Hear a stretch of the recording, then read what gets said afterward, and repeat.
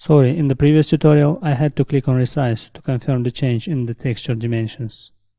Let's install and activate the UV Squares plugin. Select the arc-shaped UV islands and click to grid by shape. If you get this error, then deactivate UV Sync. Now if we try again, UVs will line up perfectly. Let's select all and repack. Unfortunately, straightening the quads does not always give good results.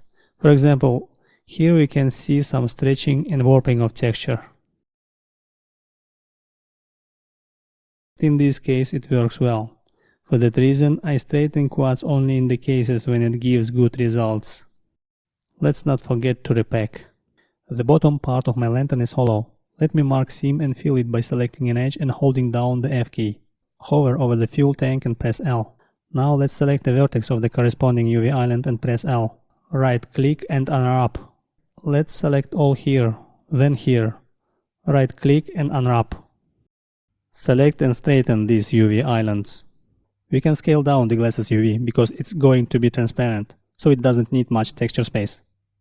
The bottom part doesn't need much texture either. Uncheck Rescale UV charts if checked, then repack. See you in another lesson.